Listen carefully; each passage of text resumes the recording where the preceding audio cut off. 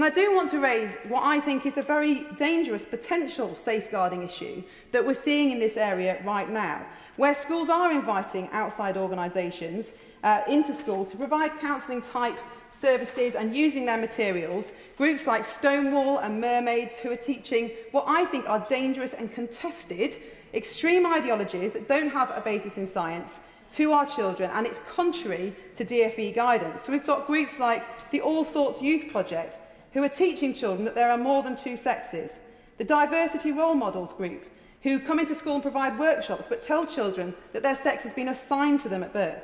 I've seen a video today by the Free to Be group telling teachers that they might drive children to suicide if they don't accept this ideology. And Stonewall wrongly interpreting the Equalities Act in a way that erodes the sex-based rights, particularly of girls, in a way that I think is very dangerous. And I know of children who have been counselled by adults in school that they would be happier if they changed their gender, and frighteningly, they are being told not to tell their parents and to keep this a secret.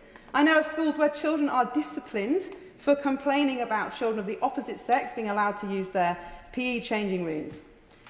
And I think this pushing of an extreme ideology that doesn't have a basis in science and is highly contested is having terrible consequences, and teachers and pupils are afraid to speak out. In 2009, 72 children were referred to the Tavistock's Gender Identity Service. In 2019, 2,364 children, of which two-thirds were girls, were sent to the service.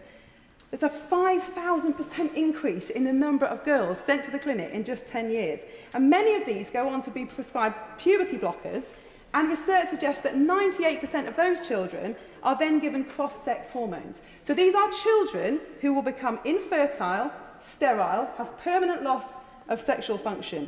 How can a 12, 13, 14-year-old consent to that? Many of these children have complex mental health issues. Many are autistic, many have difficult family backgrounds, some are same-sex attracted but are being told that they should change their gender. And I'm afraid this is a consequence of a harm being done to our children as a direct result of this agenda being pushed in school, contrary to DfE guidance, which say you should not reinforce harmful stereotypes, for instance, by suggesting that children might be a different gender, and it goes on to talk about what material can and can't be used. So I appreciate the Minister's agreed already to meet with me to discuss this.